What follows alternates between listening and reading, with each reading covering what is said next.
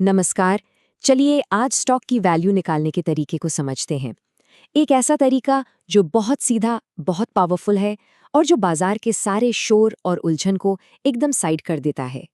तो सबसे बड़ा सवाल यही है ना, कि इतने उतार चढ़ाव, इतनी राय और इतनी बातों के बीच किसी कंपनी की असली कीमत, उसका असली मूल्य आखिर पता कैसे चले, ये इतना मुश्किल क्यों है और एक भरोसेमंद तरीका ढूंढना इतना जरूरी क्यों है। ठीक है, तो आज हम क्या क्या समझने वाले हैं उस पर एक नज़र डालते हैं। पहले हम देखेंगे कि आम तरीकों में क्या गड़बड़ है। फिर हम एक समाधान की बात करेंगे और ये भी जानेंगे कि उसे इस्तेमाल कैसे करना है। तो चलिए सबसे पहले हिस्से से शुरू करते हैं और ये समझते हैं कि स्टॉक वैल्यूएशन के ज्यादातर तरीके असल में क्यों उतने भरोसे के लायक नहीं होते जितना लगते हैं। असली दिक्कत पता है कहाँ है? दिक्कत ये है कि ज्यादातर लोग सालों आगे की कमाई और ग्रोथ का अंदाजा लगाने की कोशिश करते हैं। अब भविष्य तो किसी ने देखा नहीं, तो यहीं से सारी गड़बड़ शुरू होती है। ये तो ऐसा है जैसे कोई कैलकुलेटर लेकर ज्योतिष करने बैठ जाए। ये लाइन ना सब कुछ कह देती है। अक्सर होता ये है कि बड़े बड़े कॉम्प्लेक्स फाइनेंशियल मॉडल बस हमारी अपनी सोच को सही साबित करने का एक जरिया बन जाते हैं। मतलब हम पहले से कुछ मान लेते हैं और फिर गणित का इस्तेमाल करके उसे सही ठहराते हैं। ये एनालिसिस नहीं, ये तो बस खुद को दिलासा देना हुआ। तो यहाँ पे ना दो अलग अलग दुनियाएं हैं, दो अलग सोच हैं। एक तरफ वो पारंपरिक तरीका है जो अंदाजों और भविष्य की कहानियों पर टिका है, और दूसरी तरफ है एक तर्कसंगत तरीका जो आज की हकीकत और सीधे साधे गणित पर आधारित है। और हम इसी दूसरे रास्ते को समझने वाले हैं। तो इस पूरी उलझन का हल क्या है? चलिए अब उस पर आते हैं। एक बहुत ही सीधा और शानदार समाधान जो इस पूरी बातचीत का निचोड़ है। तो ये अर्निंग्स यील्ड आखिर है क्या भला? बहुत आसान है। ये बस ये बताता है कि किसी कंपनी की कीमत के हिसाब से वो अभी आज के दिन कितना कमा रही है। बस ये भविष्य की कहानियों पर नहीं, आज की सच्चाई पर फोकस करता है।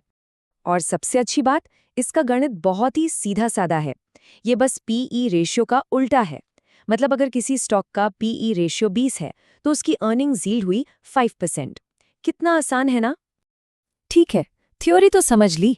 अब देखते हैं कि इस अर्निंग्स यील्ड को असल में इस्तेमाल कैसे करना है, इससे फैसले कैसे लिए जाएं। देखिए, अकेले में अर्निंग्स यील्ड के नंबर का कोई खास मतलब नहीं है। इसकी असली ताकत तब सामने आती है जब हम इसकी तुलना करते हैं किससे? किसी सुरक्षित निवेश से मिलने वाले रिटर्न से, जैसे कि सरकारी बॉन्ड। अब जरा इस पर नजर डालिए। सोचिए, एक साधारण सा क्षेत्रीय बैंक है जिसकी अर्निंग्स यील्ड 14% है, और वहीं दूसरी तरफ 10 साल के सरकारी बॉन्ड पर सिर्फ 5% का रिटर्न मिल रहा है। ये जो फर्क है ये बहुत बड़ा है।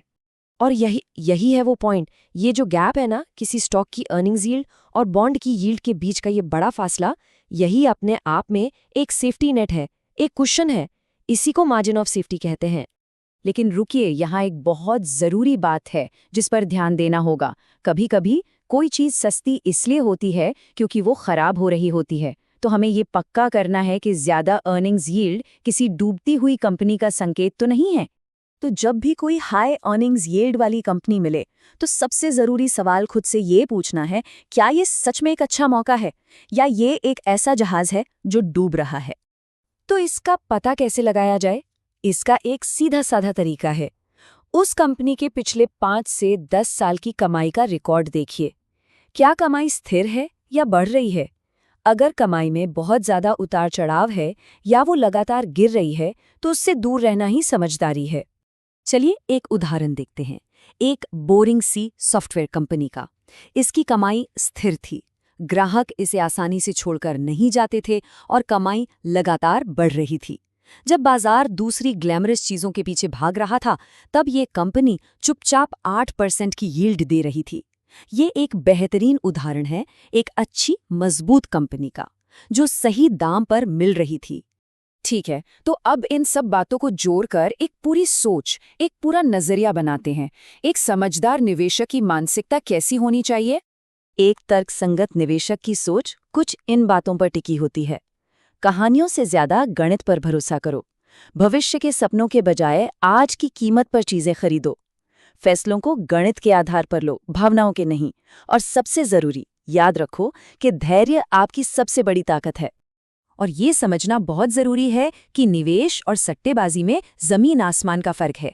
निवेश आज की कमाई पर आधारित होता है, जिसके पीछे एक गणित है। सट्टेबाजी सिर्फ भविष्य के एक विश्वास पर आधारित है, एक कहानी पर लगाया गया दांव।